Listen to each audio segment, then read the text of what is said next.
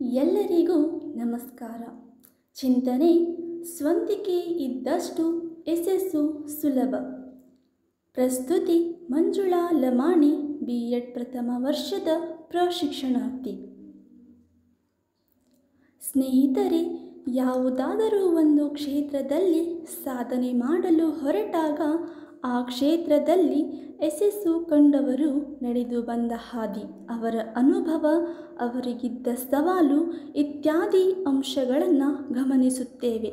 ನಂತರ ಅವರನ್ನೇ ನಮ್ಮ ಮಾರ್ಗದರ್ಶಕರಾಗಿ ತೆಗೆದುಕೊಂಡು ಅವರನ್ನೇ ಅನುಸರಿಸಲು ಮುಂದಾಗುತ್ತೇವೆ.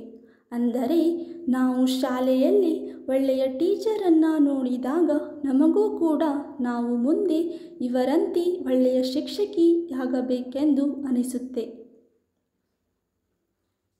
ಹಾಗೆಯೇ ಒಳ್ಳೆಯ ವಿಷಯವನ್ನು ಬೇರೆಯವರಿಂದ ತಿಳಿದಾಗ ನಮ್ಮ ಜೀವನದಲ್ಲಿ ಅದನ್ನು ಕೂಡ ಅಳವಡಿಸಿಕೊಳ್ಳಬಹುದು.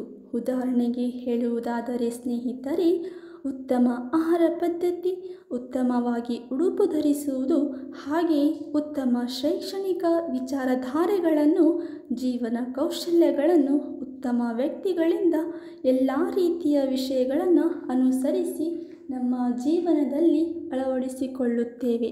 ಈ ರೀತಿ ಮಾಡುವುದು ತಪ್ಪು ಎಂದು ಹೇಳಲು ಸಾಧ್ಯವಿಲ್ಲ.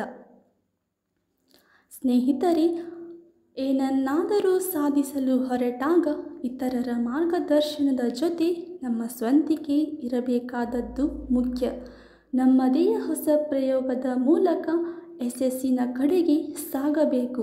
ಸಮಯ ಉಳಿತಾಯ, ಹಾರ್ಡ್ ವರ್ಕ್ ಬದಲು ಸ್ಮಾರ್ಟ್ ವರ್ಕ್, ಒಳ್ಳೆಯ ಹವ್ಯಾಸ ಇತ್ಯಾದಿಗಳ ಮೂಲಕ ನಮ್ಮದೇ ದಾರಿಯನ್ನು ಕಂಡುಕೊಳ್ಳಬೇಕು. ಸ್ನೇಹಿತರೆ, ಸ್ವಂತಿಕೆ ಇದ್ದಷ್ಟು ಯಶಸ್ಸು ಬೇಗ ದೊರೆಯುತ್ತದೆ.